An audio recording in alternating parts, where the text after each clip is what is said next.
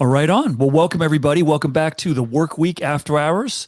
I'm Steve Cadigan here with my partner Shane Howard, and in this podcast series, what we like to do is pick up topical stories in the world of work, like what's going on in the minds of people out there, all of you working or seeing things that are happening in the news. And this week, Shane, I want to pick up on something that's been on my radar for a little while, but another company joined the fray, and that is this movement of companies deciding, you know what's going on out in the world there relative to politics and activism? Yeah, we're not going to talk about that here. Have you been following these stories? I have. And as someone, I will preface, as someone who does take a public conversation and stance in a lot of societal issues and different things, I will preface and say my opinions are probably going to be fairly strong and maybe a little bit more. I don't know, not normal. Not that they shouldn't be normal, but not as normal for a middle-aged white guy in middle America to take the stance and have the viewpoints that I have. I'm not in California. I'm not part of the left coast, as they call it, right? And these different things. I'm in the Bible Belt. I'm right here to give our viewers. Well, Shane, context. that's why we're here, man. That's why we're here, brother. Yeah. Like, we are bringing a totally different perspective. That's why I love working with you. That's why I love this podcast. And so, let me, for our audience, just bring them up to speed, and then let's just roll with it. Yeah, absolutely. What is going on? So, June of last year, when the George Floyd situation started to catch fire and catch the attention of the world, not just in America, what started to happen in organizations around the world is employees and companies went to their leadership and said, hey, what's our position? Like, we got to say this is wrong. Racial injustice is wrong. Black Lives Matter. We want to know what, leadership's got to get involved here. This is not a new approach to important topics that happen in the world. And it's not abnormal for employees to expect that their organization should have a say in things that the employees think are wrong or take a position, right? Well, one company at the time, Coinbase, which has since become quite notorious because they just had a big public offering and a lot of fanfare, they were a company that announced after a series of events that you are not going to be talking about that kind of stuff here in the office. Not that we don't care about it, not that Black Lives Matter isn't important to us, but we're going to focus our energy when you're here on this company mission and this company purpose, okay? And what was particularly interesting about what they did was, and it's worth checking out, it's an interesting story on Medium for those of you that want to get more background on this. The CEO's position on this shaped and evolved over time. The employee said, hey, how do you feel? I think his name is Brian Armstrong. How do you feel about Black Lives Matter? Are you going to say Black Lives Matter? And he said, well, I got to think about it. It'll get back to you. And a lot of the employees, they're like, not good enough. Yeah. So over a few months, from June to September, he finally gets to the point where he lays down the policy. We're not talking about it. And if you don't like it, here's a severance package. I understand. If you thought the terms of how you're going to work here were different, you can leave. And a number of people did. How many? We don't know exactly. But according to LinkedIn, you kind of back into it at somewhere around 10%. Okay. This week, another company that you're familiar with, Basecamp, they did the same thing.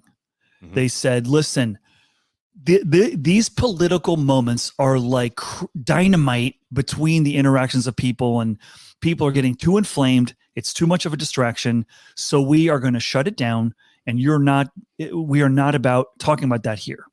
And this just sort of rekindled a lot of noise that happened around Basecamp's decision. So, okay, I can just see you like waiting to chime in here. So give me your first. I mean, there's a lot of dimensions to this, right? There's a lot to unpack. Yeah. Right. And in my professional career as a human resource person, you're going to drive your friends crazy because what you do is you look at every issue from all angles. Yep. So I can see a lot of different perspectives on this one, but let's start with, how do you respond to this, Shane? And how do you think most people are going to respond to this? And that's a hard thing to do because we got different demographics. Yeah. And I think what we always will try and do is try to give some sort of light on both sides to understand it. Right? Doesn't mean that you're probably going to understand my position and where I stand on the fence on this when I'm done. But So there's a couple things that come to mind when I see these things. Right now, again, it just is what it is. I'm not going to keep prefacing a bunch of stuff because it's just going to be what it's going to be. One, we're seeing this from now. I don't know who the CEO is of Basecamp. That I don't know. I don't want to generalize. Okay, here. Jason Fried or Jason Fried. Yeah. Jason Fried. All right. Yep. He's a white man. Okay. Yep. Who doesn't want things. Now, I will preface this and say what we have to make sure we do, whether it's in a company, whether it's in our company culture, whether it's in society, there is a difference between social injustice and politics. Okay. Politics is very different than racial inequality and racism as the topic. Okay. Mm-hmm. So I don't know the finite details, but I'm going to assume that they've put all of this in one bowl. If they have not put it all in one bowl and said, look, we're not going to talk about politics, I will tell you, I am 100% okay that we don't talk politics. Politics is something different, right? Am I a fan of you telling people what they can and can't talk about? Yeah, I think there's some gray area there and I'm not cool with it. Again, I've never been in the HR seat. I have been, in the CEO seat before. And I probably talked about things that HR would probably cringe and get nervous and all of a sudden, try to flag me down and tell me, kill the conversation. But now, when it comes to social injustice, we'll call it the Asian hate stuff. We'll call it racism against Black and brown folks. There are things that if you're going to tell a group of people not to have an opinion and not to share that where they spend a majority of their life, I think you're going to struggle there. And I think that's going to continue to evolve. I think, because man, there's so many things I want to unpack here, Steve. If you're in HR, and you and I've talked about this, right? If we're not empowering our team and educating our team and building our team that's currently here, I'm not talking about adding people. I'm talking about giving you life experience, teaching you things, helping you become more educated in, a scholastic way as well as an experiential way. Why run away from something when there's an issue and say, okay, let's actually bring some people in that can actually help us and show us the right way to intertwine with this because that's what we have to fix, right? Somebody somewhere in society is going to have to say, okay, we're going to have some conversation. So my early stance on it at the beginning of this conversation is politics. I'm okay with. You want to kick that out? Yes. Right now it's like a forest fire as soon as it takes off. I get that. Okay. Right. Social injustice, racism, social inequalities, those things, not only should they be allowed to have conversation, but I believe that a majority of companies are going to have to find a way to actually make them a part of their external and internal culture as far as who you are as a business and represent. That's my early take on it. Yeah. And my early take was really just shock. Like, what? How can I park my sentiments around what's happening in my world? I mean, we've seen a lot of research over the years. People want to bring their whole self to work. This is what, Gallup talks about this in their employee engagement surveys. Do you have a friend at work? Do you find meaning and purpose in what you do? To realize the best from your people, how can they cut off part of that? And maybe I'm undercalling it, and because I'm not in their situation. But here's the part. Let's just take this one first, Shane. You're sitting in the boardroom of Coinbase. You're sitting in the boardroom of Basecamp. Now, Basecamp's in the drafting off of Coinbase, so they're not setting the course. And a lot of big business leaders, Jack Dorsey most notably, because he's a big figure, tweeted, how do you don't support that, basically, right? But how do you must have a lot of courage and conviction to come out and say that, because there's going to be backlash. And if you're taking this because you want to avoid that, by taking the stance, you're inviting it in a way. You're calling that out, and you run the risk of offending a demographic you might want to hire, a demographic who might want to buy your products, a demographic who might want to invest in you. Like, why do you want to be doing that? Or maybe I'm looking at it the wrong way. Maybe there is one article I read about this says a silent majority that's like, man, I am so tired of all this talk. And when I'm here, that distracts me from being productive. And I want to just focus on this.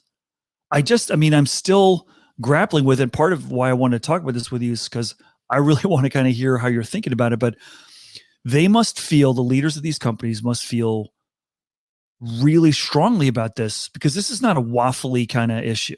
Like, should we give to charity? That's kind of like, well, probably we should, but we're not making a profit, so let's not do it now. But this one is like, what?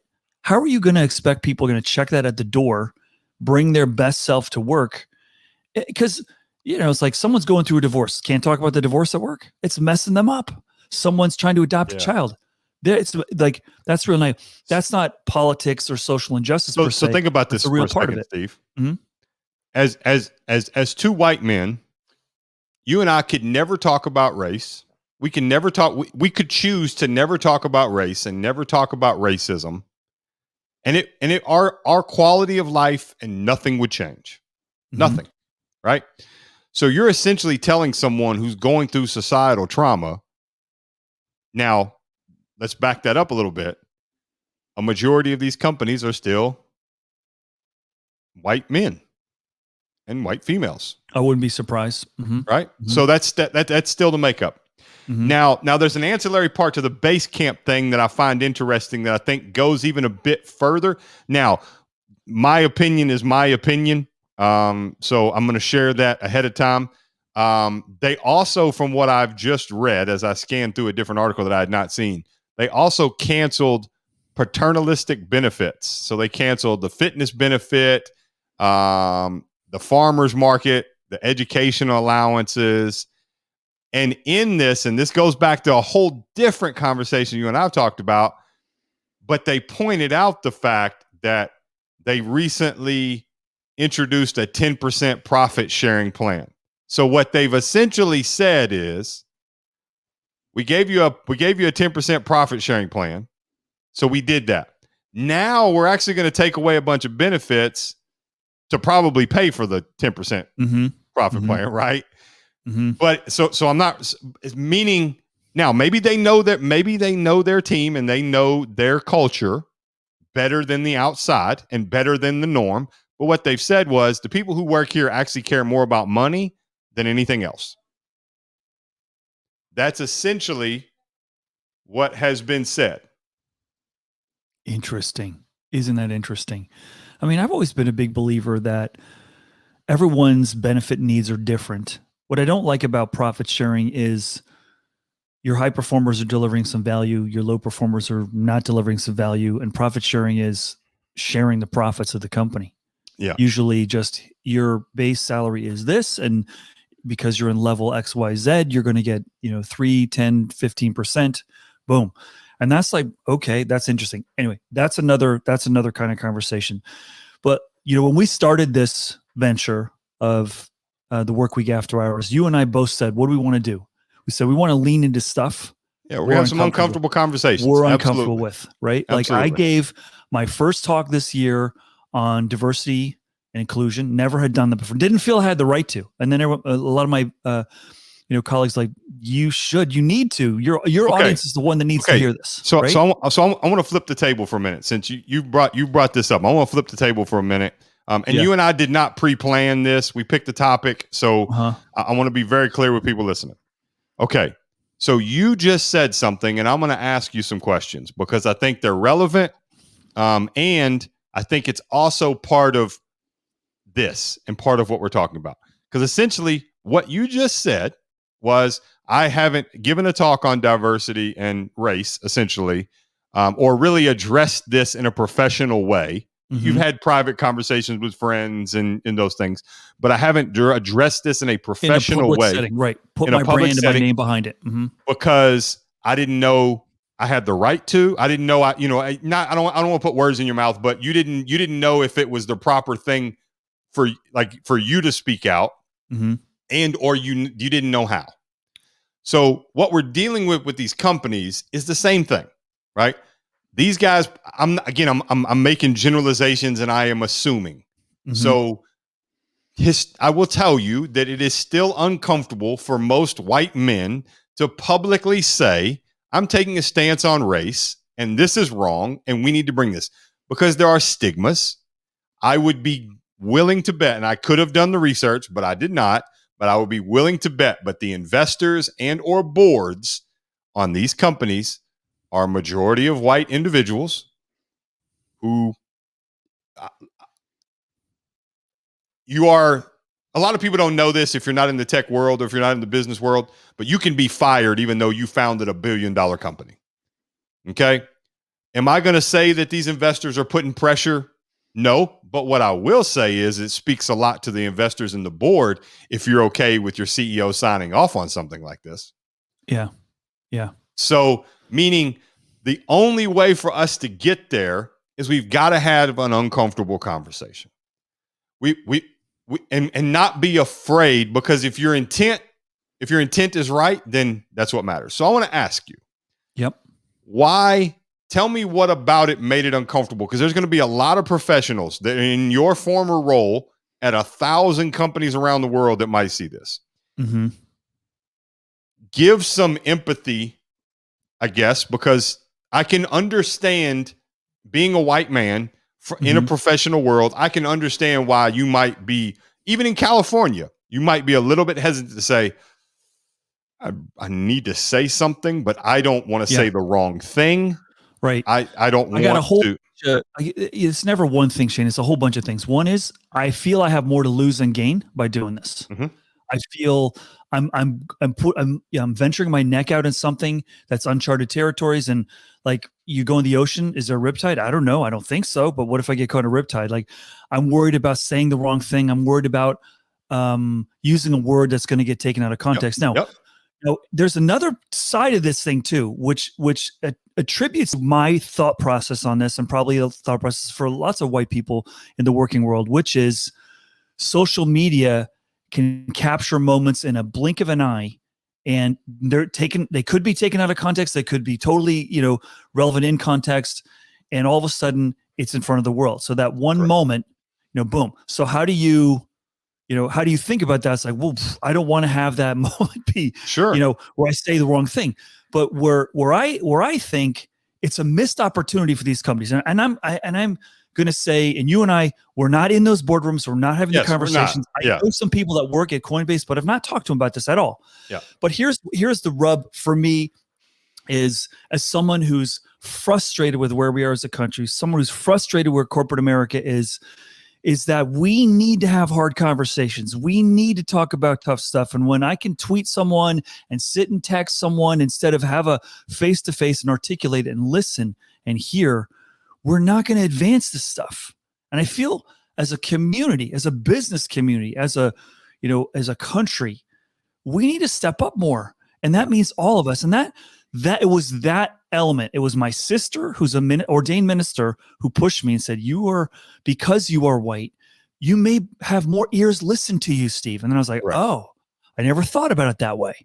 And she says, because you have a point of view, because you have people that you can articulate things, because you can talk about things that are difficult sometimes in ways that aren't going to feel threatening to people, why don't you go out there and try it? And so I tried it. And Shane, this was a group of Latin American business leaders, mostly women. And there was a few African-American women. Two of them texted me after and said, I've never heard such an honest conversation. And I was I was almost tearing up. I was like, whoa. Like, I was like, uh-oh, what's coming? Oh, whoa. I didn't expect that, which gave me more comments. Like, okay, maybe I can do that. But I think there's generally speaking, if I'm speaking to the average white worker, male or female, mostly male, more to lose than to win potentially, fear of like walking on eggshells because they're a target in their own minds, okay, Correct. not appreciating that they won the lottery, Yeah. and have enormous privilege And all, that they so yes, and I was going to say, and all this points to this all is a definition of a privilege to not to be able to avoid something as horrible as what occurs and nothing affect you at all. right. And it's not about, I mean, listen, I am a guy, for those of you who have no idea who I am, I moved 17 times the first 18 years of my life. I've dealt with things as a young child, from verbal, physical, mental abuse. I barely graduated high school. I was homeless at 2 points during high school. I had it rough. Okay. I've had a gun pulled on me 4 times in my life. Like, I have had it rough. Mm-hmm. Even though I had it rough, I still had a clearer path and less obstacles than my friends who are a darker shade of skin than I am. Mm-hmm. That is the truth. And we have to be okay with having a conversation about these things, because this is what blows my mind. There's no way these things actually last. Mm-hmm. And here's why. This is telling a person of color who deals with racism multiple times a day to be told you cannot discuss this thing at work is not any different than you having a policy in place and telling all the women there that they cannot talk about sexual assault. We're not going to talk about it. You do not talk about that here. There is no difference. Mm-hmm. A hate crime is a crime. Treating someone lesser of value because of the color of their skin off of just a perception of them is just as bad. It's a different crime. It's a different kind of trauma. It's a different kind of pain. They both last with you for the rest of your life. So I have a very, very strong stance on this, and you're right. And I'll say it again. We have no idea the internal conversations. The reality of it is, do I think that the employees came up with this? I don't think that. I don't think that at all. Now, No, maybe well, it is been documented that the CEO of a Coinbase, who I think is 37 years old, and he's an ex leader from Airbnb, that he went to the mountaintops and came out with these. Well, this is our culture. I was like, okay, that's one way to do it, And to his credit, he's like, this is it. It's my company. I own most of the shares. So you don't like it? Here's a ticket out. And he can take that ticket. And he has that right. He That's definitely has that right. That's he right. Does. That's right. But many people didn't take the ticket. Most people didn't. And maybe not everyone had the same, degree of choice that others have. But I think you're hitting on something that people are not hiding under. Maybe that's too strong a term. Using politics as the excuse, the free pass to sort of tuck racial injustice under. Yeah, they're seems two like a different miss things. to me. It seems tone deaf. They're two. It radically is tone deaf. It is tone deaf because they are two different things. Racism is not politics. No different. So to date the episode, this is the spring of 2021. So the spring and summer of 2020, when we had protests and we had riots. A protest and a riot are two totally different things. Right. Okay. For both sides of the fence. 98% of all the protests were peaceful. Right. Had a few fringe people who decided to ruin some things and give a bad image. We all have that. Every political issue has that. Every social issue has that. Every society, every family has that. Yeah. Okay. So in this, yes, politics and race are two different things, and it is beyond tone deaf. It is a lack of an opportunity for you to do something that most other white guys in your position throughout the history of time weren't brave enough to do. Because it takes because what you expressed about what you were concerned about is fear. You were scared. You have a good livelihood because you're a well-known, wealthy, educated white guy, right? You got access. right? You're in Silicon Valley. You got access. Mm-hmm. You and I could come up with any company idea and probably in 30 days have $1 million to fund it. And we could go take off running with it and be okay. Right. But you were afraid to lose that because so think about it. If you're afraid of something, it's because you know what the punishment is. You know who's giving the punishment. And it's distasteful. And here's this. I like where you're taking this. And first off, I appreciate your perspective so much in how you frame things and how you have decoupled politics and social injustice. But we don't know what happened in those boardrooms. But here's what we can probably fairly confidently conclude. The belief driving these choices is that having these discussions and talk with this will hurt our business, will slow us down, will limit productivity, will defocus us. That is not a constructive thing to undertake. More pain than good. I think wrong. That's wrong. I disagree. I reject that, and I came into this conversation feeling like I'm going to be neutral. And now the more we talk about it, I'm like, well, what are you like?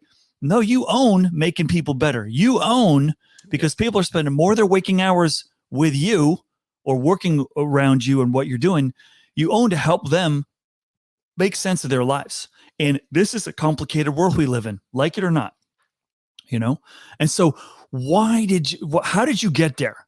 Like, what are you seeing happening that is, and there's fear of the business, fear of investors, taking off investors, fear of this, but I don't know that was, I really don't think that was the right decision. There's a quote, and I'm probably going to misquote it, but when the people being offended, the people being not offended are just as offended as the people being offended, things start to change. Right. So if maybe I won't even put those two guys. It would be unfair to generalize those guys. If a white CEO all of a sudden, every time he walked out of his house, had to be concerned about racism, whether it's going to a restaurant, whether it's how someone's going to address him, all these different things. And the layers of racism are there. It's not just the N-word. It's not just, the KKK. It's not those things. That's in today's world. That's not what racism is. It's the unconscious bias that happens. It is the different, this lack of empathy is probably the main gateway right now keeping us from actually solving it. Having the empathy to understand you hurt and I can't see it. I have no idea what that. Now I can speak to different scenarios in my life where I grew up in certain neighborhoods and I've got friends and I've got stories that I could share. But I've never understood. I've never understood it. Right. Even in my company in middle, Kentucky, in the Bible Belt, I had no problem hiring females. I had no problem hiring people of color. I had no problem hiring people from the LGBTQ community. Like none of that. Because at the end of the day, I'm trying to win. That's right. So I also care. So there were instances that would happen and I would pull them aside that it affects them. And so what's interesting, Shane, is there's no evidence to prove they're more likely to win because no one's done this before. Correct. I don't think, right? Like I've worked in some pretty stodgy organizations as an employee and as a consultant where it's like, you don't need to read a handbook to know you don't talk about this kind of stuff or you don't say these kinds of things. It doesn't work. And there's that informal culture that you know of. Yeah. But how do they know they're going to win more with this strategy? Really? How do you know? Because you cannot tell me because there's no organization that's done this before. It's a short scale. This has to be a short-term play. It has to, but also, Shane, society where we are now has produced this moment. You see what I'm saying? I agree. Like it's produced this moment where someone's like, I'm so sick of all this distracting stuff and I don't feel connected to it. I don't relate to it. And it's just like, I want to give people a safe haven. This is going to be a safe haven. And we do care about Black Lives Matter, but it's just not, that doesn't help us do our job better right in here, so we're not going to be talking about that. Really? Wow. Yeah. it is a for anyone who takes a stance like this or supports it. First of all, I respect your choice. I respect your position and authority to do that, to take a stance. Yeah. But it does speak to a massive, massive, massive just void of emotional intelligence. Mm-hmm. If I mean, I spent at the peak of what we were doing, at the peak of the number of employees I had, I spent 85 to 90% of my time. I did not have a director of HR. I spent 85 to 90% of my time talking to my team about their personal life and helping them through personal situations, whether it's divorce, whether it's I'm thinking about getting married, whether it's this is going on and I'm being told this and my family doesn't approve of this, and or I had this experience and all these different things, right? And How long, Shane, how was it? It's just music to my ears as an HR person hearing a business leader say what you just said. How long into being a CEO do you realize, oh, this is kind of my job versus, gosh, why don't people like, I'm a kindergarten teacher at the end of the day. two employees. I had two people on my team other than me. Mm-hmm. And I will share with I could share with you. I had an employee. Yeah, I mean, just let me put it. Let me frame it in a way. Relocated to my company across the country. Yep. On the first day, 3 hours in, got hit with maybe the worst news outside of someone passing away that you can get hit with. Mm-hmm. And find it in a way where you weren't supposed to find it. And it almost broke this human being. Mm-hmm. So much so that they, every day for lunch, we would go to lunch. I'm sure the rest of my team probably thought I was playing favorites. Mm-hmm. They would get in my car and we would ride around for an hour. We would end up at my house sitting in my driveway, and them sharing their emotions for about 3 months, every day for 3 months. That was my lunch. Mm-hmm. Because that's what that person needed. And now they'll tell you, Shane, you saved my life. Thank you so much for what you did. I can never repay you for that. Those things. And that's why I did it. Yeah. I am of a person, altruism drives me. Mm-hmm. Okay. So altruism drives me. And I look at it and I say, even when you and I have entered these things, I have told you up front, financially, I'm not set. I'm not good to go. I want more money, but money doesn't drive me for what I do because I believe there's a longer term play. Right. So I believe that there's more out there. Yeah. And so let me reframe what you're saying in a way that I would like to our audience to sort of mull around. Absolutely. What one could rephrase what these businesses have done is saying, we're only going to focus on business here. We're not going to focus on those other things. But what is business? It's people interacting. Isn't that business? How can you block that? How can you maybe rob people of opportunities to, help others or help one another and create more productivity within? Like, how can you, and this is like as a recruiter, we would always say to the hiring managers, hey, you need to be more involved in recruiting. And they're like, well, that's your job. And we would go, what do you mean? What are you doing? They're like, well, I'm doing my job. Your job's to recruit. I'm like, well, they're not working for me. They're working for you. You're the leader. You got to recruit. And it also reminds me of, in early days with some CEOs, first-time CEOs, they have the moment that you have, which is, I remember sitting, and this was a moment, LinkedIn, Jeff Wiener's his first job as a CEO, comes to me, I don't know, if like 2 months into it. And he looks all, down in the mouth, like Dougie Downer. I'm like, hey, he's never Dougie Downer. Like, what's going on? He's like, all I deal with is people issues all day. And you know what? He's really good at it. Like really good at it. And he's like, I love product. I love the marketing. I love the technology. But all I'm dealing is because that. And I said, that's awesome. That's what I think you should be doing. He's like, I don't know. Like, I didn't train for this stuff, And so I wonder, and maybe it's not a surprise that these two people are coming out of Silicon Valley, which said in other ways, kind of experiment land. People want to try different things. People think Coinbase maybe, and I'm leading the witness here a little bit unfairly, because they realize, billions and billions of dollars of value. Like, oh yeah, this is definitely the right way to go. Look at this, look at the value we're creating. Well, we all know that can have a very short shelf life, if you've been in business long enough. But maybe there's this ego, there's belief that we can build it a better way in a different way. So I'm gonna make it. I'm not to cut you off. I'm gonna make an assumption here because I just read. So I'm gonna share with you what he said in the Basecamp CEO said in part of this blog post, and then I want to share with you where the first place my head goes with it. Okay. The blog post makes vague proclamations about no more, and I quote, wallowing in indecisiveness or, quote, forgetting what we do here. What this means, Freed writes, is that it's time to get back to making calls, explaining why once, and moving on. This screams to me of someone who has no idea how to be empathetic as a leader. Mm-hmm. It says, I let something get out of hand and the fire took off internally.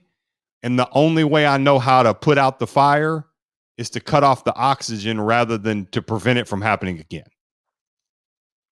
And now that's my take. I'm not saying that that's what but that's my take, because who's wallowing in indecisiveness here? Are you? Then that's your issue you need to address. It's not, I don't think it's fair. So I am of the belief as a leader, we work for our team. I hate the word employee. I hate the word you work. I never said you work for me. It's always with me.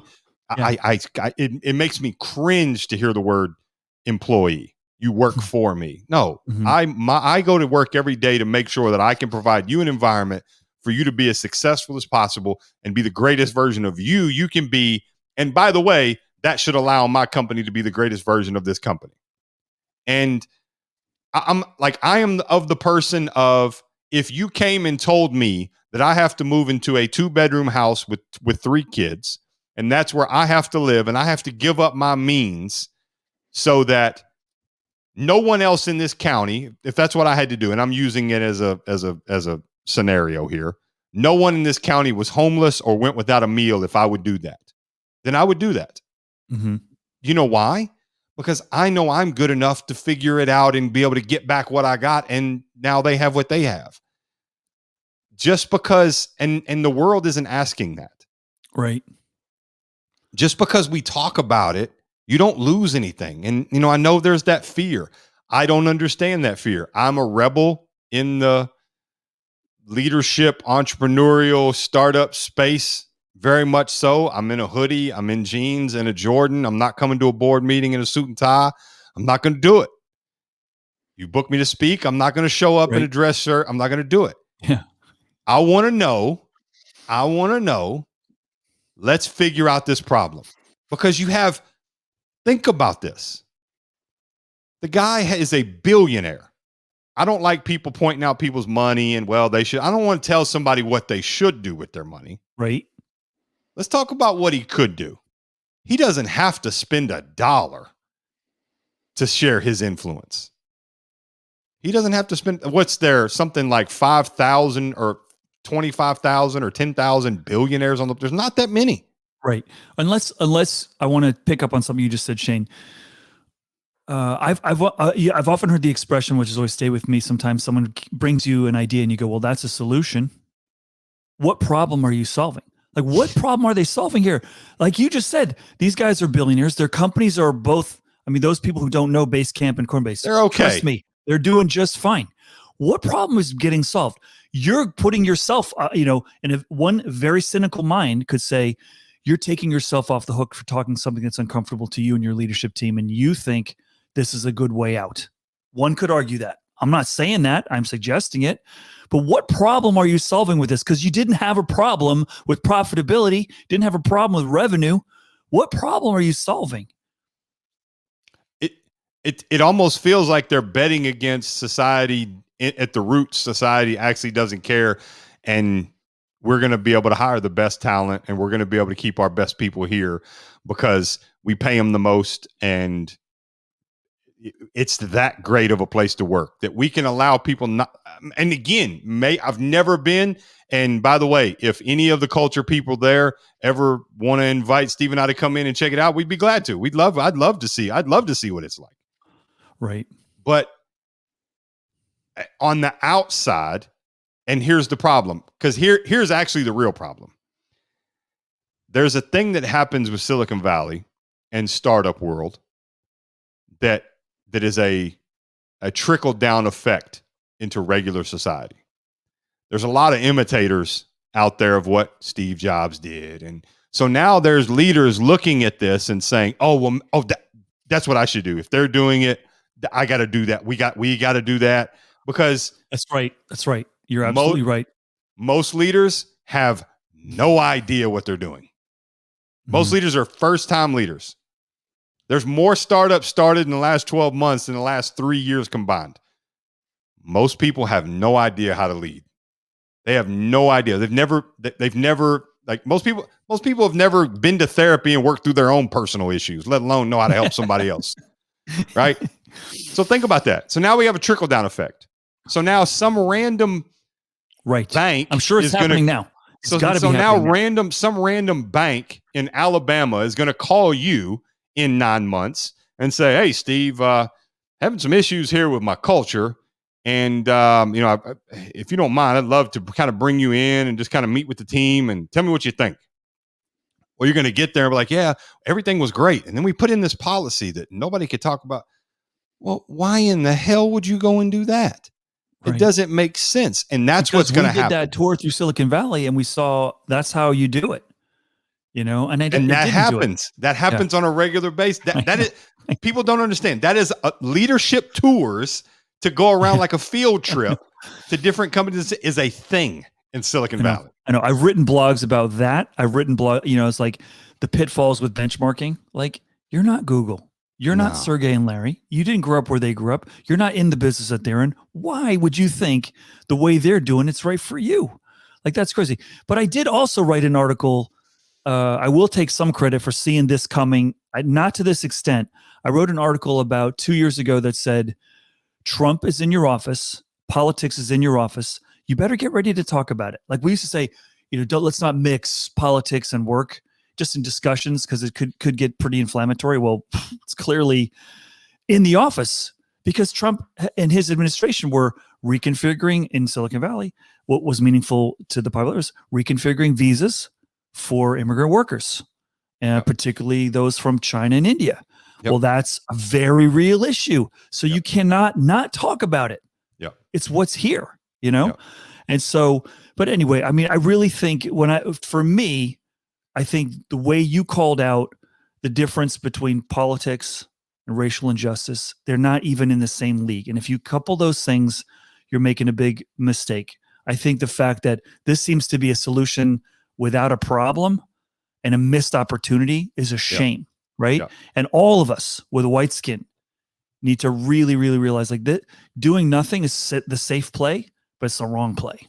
Yeah, absolutely. Because at the end of the day, if you take color away, if you take skin color away and you put any other issue where people are being harmed and traumatized and you said, "Hey, we're not going to allow people to address this," you wouldn't do it. Right. There's no, you're not going to tell women they can't talk about sexual assault. You're not going to tell people they can't, not going to tell, okay, well, you're not going to tell women that, hey, if you're in an abusive relationship at home, we don't want to hear about it at work. We don't want to hear about that. Right. You can't tell people, you just can't. We have to come to a realization that people in our society are marginalized. It is the nature of what our society is. And no one's saying you got to give up your way of life so that that's not what it means. Right. None of those things. What we have to do is we have to have the conversation. We have to communicate. Now, I realize that this may ostracize and isolate some people listening. I have no doubt that this is going to be a lightning rod for some things. So, and we don't want to sit here and beat a dead horse with it either. I have a very strong opinion. What I will say is don't hold my opinion to Steve and leave my opinion to me. I realize that even though I said it, doesn't mean it's going to happen.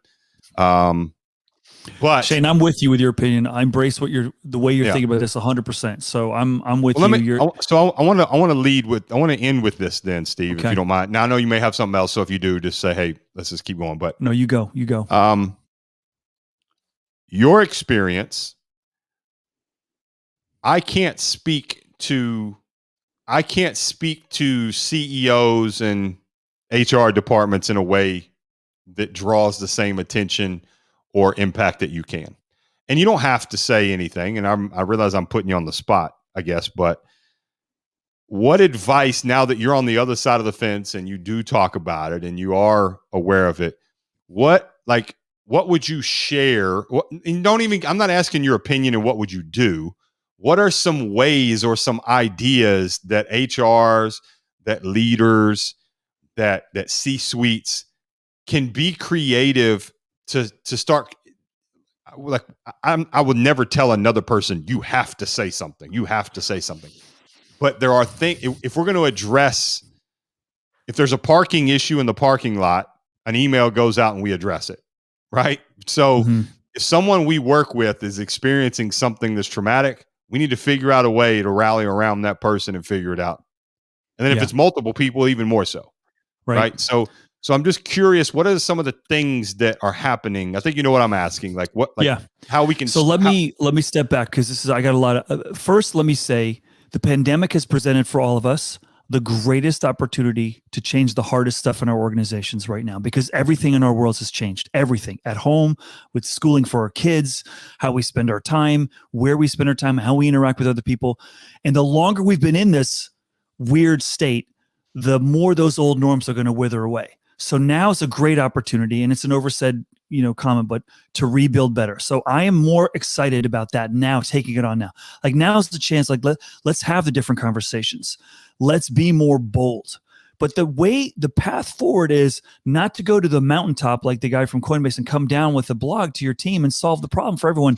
I think now is the time to say, let's get our, darker skinned employees together and say, if you could rebuild this organization right now, what it would look like, what would it look like? What are people doing? And listen to them. And don't try to solve the whole thing at once. This is why people, I think, are reluctant to do it, because they think this is never going to get resolved. I'm never going to change some people's mind. That's not the goal. The goal is to move it forward, right? And to be a leader means, you can't win by a nose unless you stick your neck out a little bit. Like, you gotta lean in. I think people are going to, and this is kind of what got me into the game, is like those comments from the women that I spoke to in Latin America, like, just puffed out my confidence factor more to sort of, okay, I was pretty safe with that first talk on racism and diversity and inclusion. I'm going to turn up the dial a little bit more and try a little bit harder and reach out to some more people and say, I want to test these ideas with you. How does it sound? And I feel better about myself. Feel better, and I feel like I'm making my kids proud that I'm taking on something really hard. But we have to also acknowledge, and this is a thing related to diversity. I know many white male recruiters who are unhappy right now because they got plopped on their desk. You need to go hire 45, 50, 100 African Americans with no explanation of why. And they're like, why would I do that? And why is my company doing it? They didn't explain it to me. And we have to be honest with ourselves that whenever you do something like that, you set a quota for somebody else, you're now causing someone else to feel like I'm missing out. Someone's got more of an advantage than me. Yeah. And the whole, you've already had an advantage because you're white, doesn't fly for a lot of these people. You just got to be honest about that. Yeah. Like, whenever you elevate someone, someone's going to feel the loss of elevation, and that's going to trigger blockage, resistance. And if we're not including them in that, it's really, really a missed opportunity. And I think a lot of the piece of that is, it's about giving, like we need to be diverse. Well, in order to be diverse, it's not about go out and hire a quota. It's about, and I don't think anybody would disagree. Anybody who is in the professional world and truly gets it, I don't think anybody would disagree that our goal is to hire the best possible people. I don't care if you're green, blue, if you're alien, if you're from Mars, I don't care. If you're the best person for the job, I want you. Well, the problem with that is everybody's on the same page there until it comes, how are we doing the hiring? Right. How is the And the culture access here? to opportunities for education, the Yes. access to help someone Yes. with a LinkedIn profile, that's not Yes. equal. And people Yes. fail to see that.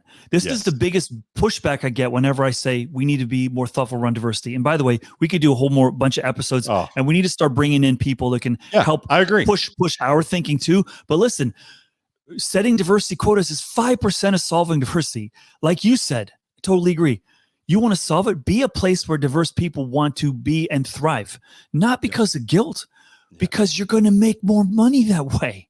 You're going to be more successful. Yeah, doing something because it's the right thing, not because it's something you feel like you have to do. There's Right. a difference. There's a Right. difference. So, Right. Yeah. Man, we could go on, and I think now is a good time to kind of segue out. Yeah, let's close this one, Shane. And Yeah, again, this is good. Yeah. Once again, another episode here, the Work Week After Hours.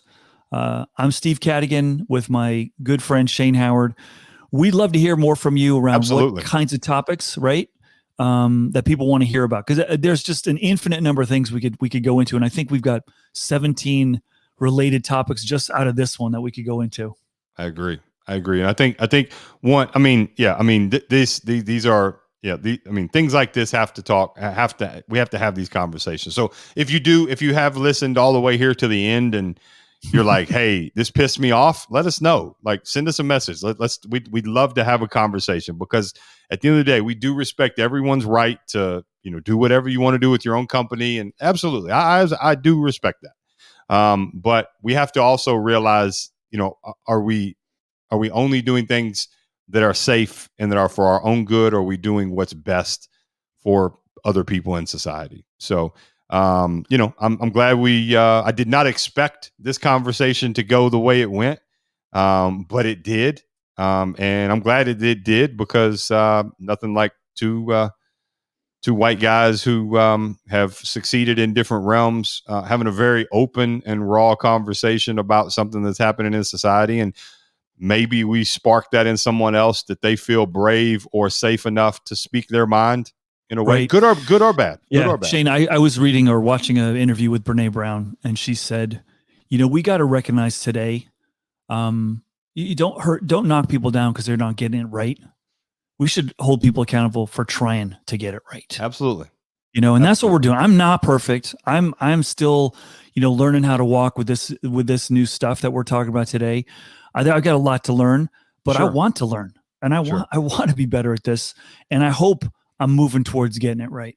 Yeah. Well, having the conversation, I don't think it can't hurt. Like that, it can only help, and I guess that's the answer to the episode that we started. So, having the conversation can only lead to good and not bad. Now, it's up to you to control the conversation and make sure that it's orderly and those things. But I totally agree. So, this has been good, Steve. And man, we got another episode in the books. So I got you, man. Looking forward to next week.